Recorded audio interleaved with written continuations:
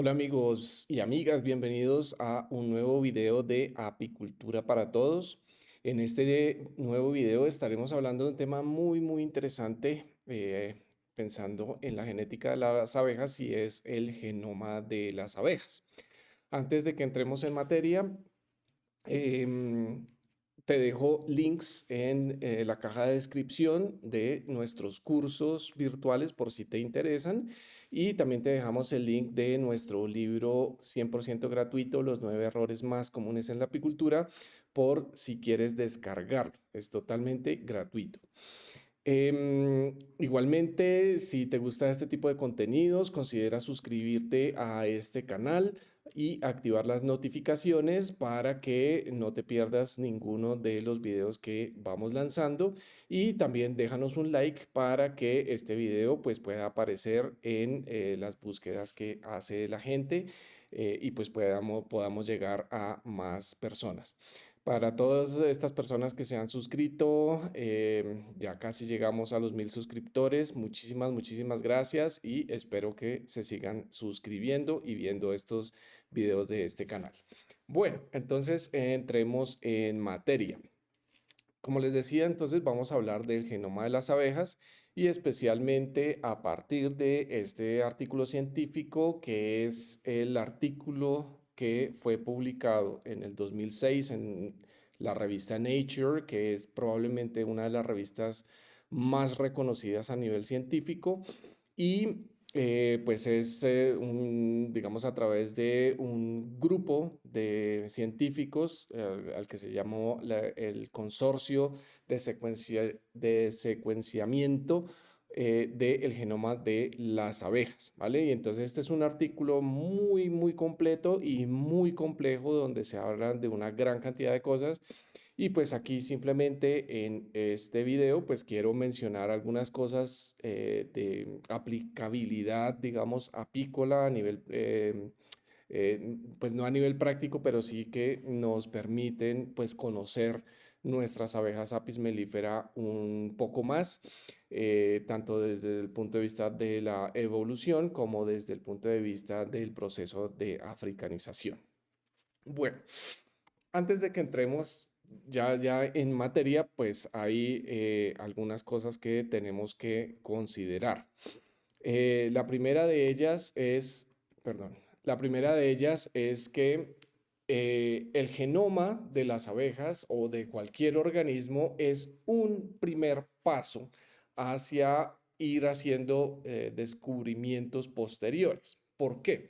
Resulta que el genoma es simplemente poder, a través de todas las técnicas moleculares modernas que se usan, es poder dilucidar cuál es la secuencia de, digamos, de lo que se llaman pares de bases, que en este caso sería, digamos, como de instrucciones que están presentes en un determinado genoma. En el caso, pues, de las abejas, pues es esta secuencia también de, como les digo, lo que se llama pares de bases, que es simplemente esa secuencia de instrucciones.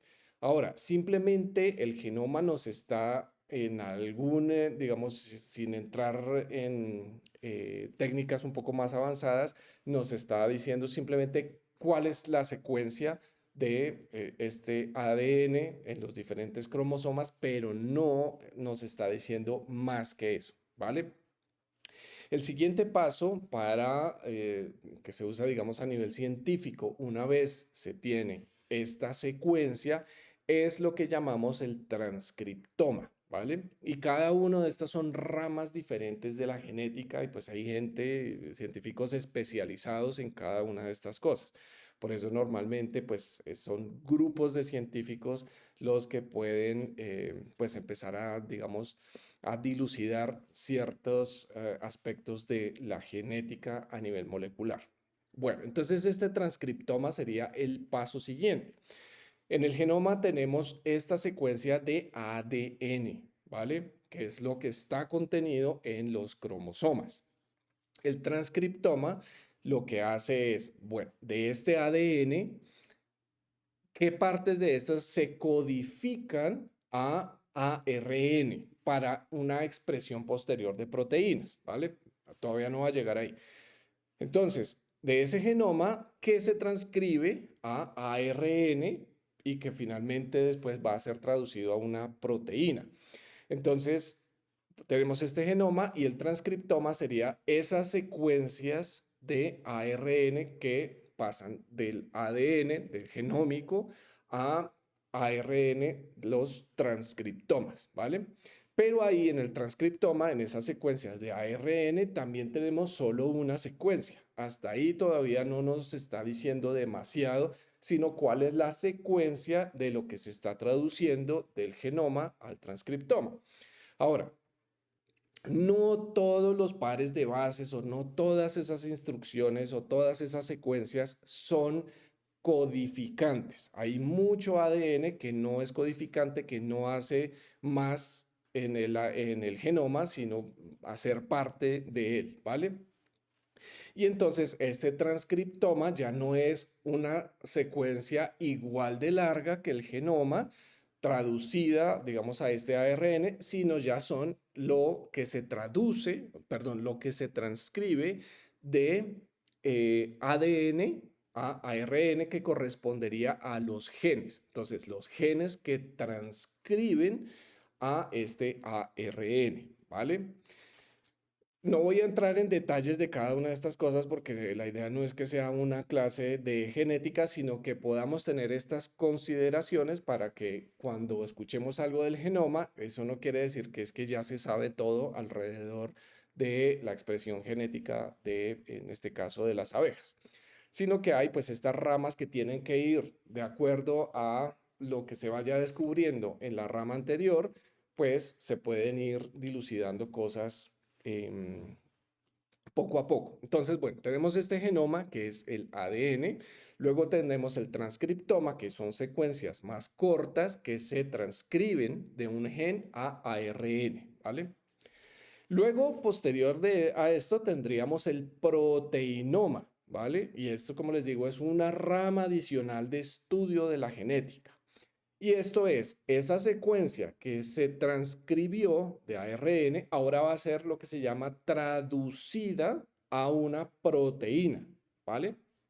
Y entonces la proteinómica, digamos, lo que hace es descubrir cuál es la secuencia y la estructura de una proteína que proviene traducida del transcriptoma, ¿vale? Pero hasta ahí, esa proteína simplemente nos está diciendo, cuando se hacen estos estudios de proteinómica, lo que nos está diciendo simplemente es cuál es la estructura de esta proteína, cómo se enrolla una proteína, porque la proteína, o digamos si nos vamos un poco atrás, el ARN codifica aminoácidos, que estos aminoácidos, cuando forman las cadenas de aminoácidos, de acuerdo al tipo de proteína que sea, estos aminoácidos se enrollan de una manera específica y entonces una proteína no se ve como una secuencia larga, simplemente una cadena larga, sino un glóbulo, digamos, de aminoácidos que se enrollaron de una forma muy específica. Como les digo, hasta ahí la proteinómica simplemente nos dice cuál es esa estructura. Para ir un paso más adelante en el estudio de este tipo de cosas a nivel genético, está lo que se llama el metaboloma o la rama que sería la metabolómica de la rama de estudio, ¿vale? Y esto lo que nos dice es, vale, resulta que hay una proteína que viene de una secuencia de ARN, que viene de una secuencia de ADN, y cuál es la función. Entonces, hasta la rama anterior de proteinómica no se habían metido con la función de la proteína, simplemente la estructura. Y ya el estudio del metaboloma es, tenemos esta proteína, ¿qué función tiene en el organismo? ¿Vale? Entonces, si eso es una proteína que hace parte del desarrollo, en este caso de nuestras abejas, del desarrollo de la larva, de la pupa hasta insecto adulto o es una proteína que, por ejemplo, tiene función de expresión génica a nivel cerebral para para, no sé, algún tipo de comportamiento, por ejemplo, el comportamiento defensivo, que hasta donde se sabe hoy en día, aunque hay 322 genes involucrados, como lo vimos en un video anterior, en el comportamiento defensivo hay 7 genes que están involucrados en la expresión de algunas proteínas a nivel cerebral, ¿vale? Entonces, estas proteínas que digamos que se conocen a partir de la proteinómica, esas proteínas, qué función tienen en el organismo, en cualquier organismo que se esté estudiando, ¿vale? Entonces, esto simplemente es un resumen muy pequeño, muy corto, muy superficial para que entendamos que cuando se habla del genoma de cualquier organismo, pues no es que ya se descubrió absolutamente todo, ¿vale? Sino que hay una serie de pasos adicionales en el estudio de lo que estamos o de lo que se esté estudiando en ese momento para llegar a una conclusión mucho más específica, ¿vale? Entonces, del genoma partimos del ADN, pasamos al transcriptoma, que es el ARN, secuencias más cortas. Ese ARN se traduce en una proteína que forma una estructura hasta donde llega la proteinómica y luego los científicos van a intentar descubrir en ese organismo esa proteína específica qué función tiene, ¿vale? Bueno. Entonces, ya entrando en materia, digamos, de los descubrimientos que se pueden o de las cosas que se pueden inferir a través del genoma de las abejas, es que hay 260 millones de pares de bases. Como les decía, estos pares de bases simplemente lo que nos dicen es qué tan larga o qué tan corta es la secuencia de ADN de un organismo y en el caso de las abejas son 260 millones de pares de bases. Si no me falla la memoria en este momento, en el caso de los humanos son 3 billones de pares de bases. Entonces las abejas tienen una secuencia genómica mucho más corta. Y de lo que ya se sabe es que esa secuencia genómica en las abejas codifica o contiene alrededor de o un poco más de 10.000 genes, ¿vale? Como les digo, aquí no voy a entrar en cosas muy específicas para no hacer este video aburrido, sino poder mostrar algunos descubrimientos que son interesantes. Bueno. Entonces resulta que a partir de esos descubrimientos que van haciendo, pueden utilizar todas estas secuencias para diferentes tipos de análisis. Uno de ellos es el análisis que se llama filogenético, que es a través de las secuencias de este ADN poder dilucidar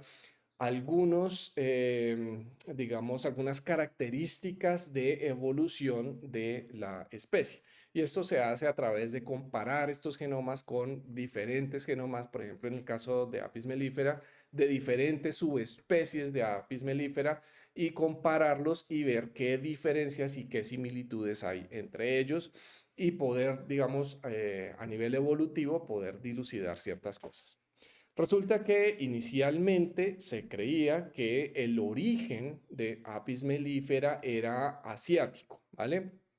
Cuando estamos hablando de Apis mellifera, estamos hablando de una historia de más o menos unos 10.000 años atrás.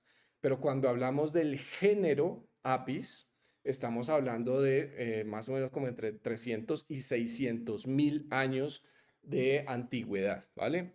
Y entonces se creía que el origen de Apis mellifera era de origen asiático.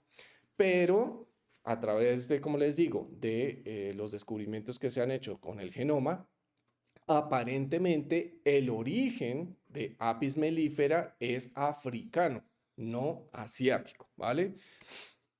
Y esto se da a través de dos migraciones independientes de digamos, de las subespecies o incluso de la especie que haya en ese momento en África o de las especies o subespecies que haya en ese momento en África y se dan dos migraciones independientes. La primera migración es a través de la península ibérica.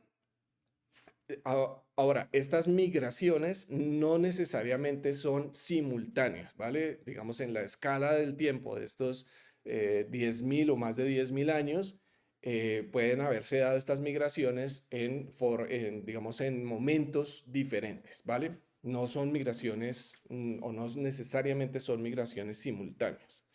Entonces, la primera migración de la que vamos a hablar sería una primera migración que se dio a través de la península ibérica, Portugal y España, y corresponden, digamos, en tiempos modernos a unas especies de Apis mellifera que corresponden a lo que se denomina el grupo M. Y estas dos especies serían Apis mellifera iberiensis y Apis mellifera mellifera, ¿vale? Entonces, como les digo, las migraciones, estas dos migraciones independientes que estoy hablando en este momento, no es que ya existiera Apis mellifera iberiensis y Apis mellifera mellifera cuando se dio esa migración, ¿vale? Sino que es de un tipo digamos, lo que se llama en evolución un ancestro común a estas dos subespecies de Apis mellifera que migran hacia la península ibérica y hay, digamos, un establecimiento y también migración de esta población de Apis mellifera, lo que fuera, hacia lo que hoy, digamos, a la localización geográfica que ocupa Apis mellifera mellifera hoy en día, que es básicamente Francia y el Reino Unido, ¿vale? Apis mellifera iberiensis, pues está solo en España y Portugal. Entonces, después de que se da esa migración de ese ancestro común, ya hay una diferenciación de subespecies de las que se establecieron en Portugal y España y de las que migraron hacia Francia y el Reino Unido, ¿vale? Entonces, hay un ancestro común que migra hacia la península ibérica. De la península ibérica también hay una migración hacia Francia y el Reino Unido, y ahí ya por, digamos, aislamientos geográficos se da una diferenciación entre estas dos especies, subespecies, perdón. Uy, perdón, que aquí se me repitió. Eh, y entonces la segunda migración es una migración que se da hacia Asia y Europa del Este, desde África hacia Asia y Europa del Este. Nuevamente, un ancestro común, no las subespecies que hayan migrado desde las subespecies actuales que existieran también en esa época, sino que hay un ancestro común que hace esa migración y luego hay una diferenciación en las diferentes subespecies actuales, ¿vale? Y corresponden a esa migración hacia Asia y Europa del Este a los grupos O y C, que el grupo O básicamente está representado por Apis mellifera anatólica, siriaca y caucásica, y el grupo C por Apis mellifera ligústica y cárnica, ¿vale? Entonces, aparentemente, pues son dos ancestros diferentes cuando se dan estas migraciones hacia la península ibérica y luego hacia Asia y Europa del Este. Incluso, esto no se sabe, y quién sabe si alguna vez se sepa, si hay realmente, digamos, había un solo ancestro común que migró hacia la península ibérica, y ese mismo ancestro común a todas estas migró hacia Asia y Europa del Este, y luego se dio una diferenciación por aislamientos geográficos, ¿vale? Esto no se sabe, pero lo que se sabe hoy en día con digamos, estos análisis moleculares es que sí hubo una migración hacia la península ibérica que está representada ahora por Apis mellifera iberiensis y por Apis mellifera mellifera, y una migración independiente hacia Asia y Europa del Este, ¿vale? Bueno, eso digamos con respecto a digamos a cómo han surgido un poco las diferentes subespecies de Apis mellifera digamos, en esta región europea, tanto del este como del oeste, ¿vale? Y en esa parte asiática también. Pero considerando que el origen de Apis mellifera aparentemente es africano. Ahora ya entrando en digamos, en un tema pues interesante también a nivel de del proceso de africanización acá en América. Recordemos que Apis mellifera no es nativa del continente americano, fue traída por colonizadores desde Europa y bueno, africana ya hace, digamos, en tiempos más recientes, ¿vale? Pero resulta que esas poblaciones que existían cuando las trajeron los colonizadores a América, pues resulta que trajeron una gran cantidad de subespecies. Por lo que se sabe hoy en día también por análisis moleculares, es que había una representación aproximadamente de 9 subespecies en digamos, toda la población de Apis mellifera que había en el continente americano antes de la llegada de Apis mellifera scutellata o la abeja africana. Y entonces había 9 subespecies de razas europeas que existían, que fueron traídas en diferentes momentos por colonizadores. Y resulta que no solo se sabe que había 9 subespecies que fueron traídas al continente, sino que en la población, digamos, en general, a no ser que también se conservaran, perdón, algunas poblaciones puras de ciertas razas en ciertos lugares, pero lo que se sabe también es que ya había un híbrido en el continente americano a partir de la mezcla de esas 9 subespecies que había presentes en el continente, ¿vale? Entonces, las razas que existían en el continente, como les digo, dependiendo de lo que se estuviera importando, digamos, en ese momento, pues podía haber algunas poblaciones puras, pero en el gran esquema de las cosas, digamos, la población de las abejas Apis mellifera, diferentes subespecies, digamos, ya esa población era un híbrido, porque había una gran mezcla entre las diferentes especies, ¿vale?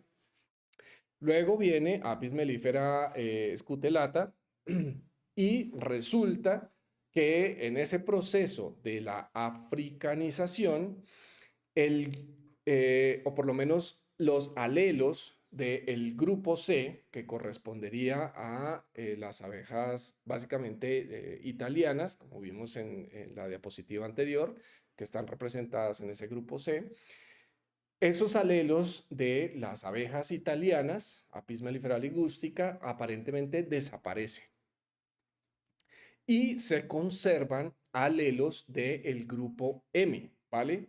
Que correspondería a Apis mellifera iberiensis y Apis mellifera mellifera.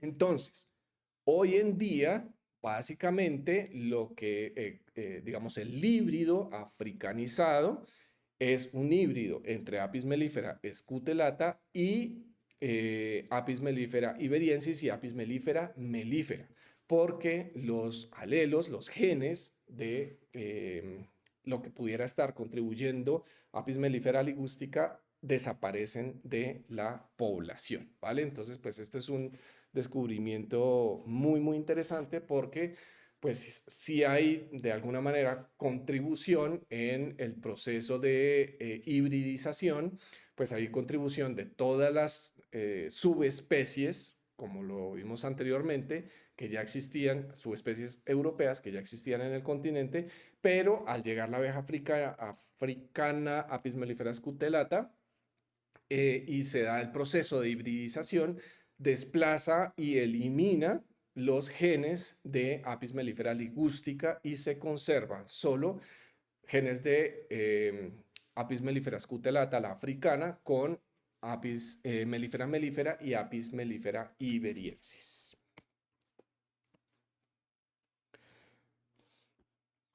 Bueno, hemos llegado entonces al final de esta charla corta acerca de algunos descubrimientos recientes que se han hecho a través de la secuencia del genoma de las abejas. Como les digo, son temas muy complejos, pero pues quería dejar, digamos, simplemente algunos conceptos básicos y que considero que son interesantes para continuar en la profundización, digamos, y la comprensión de nuestras abejas.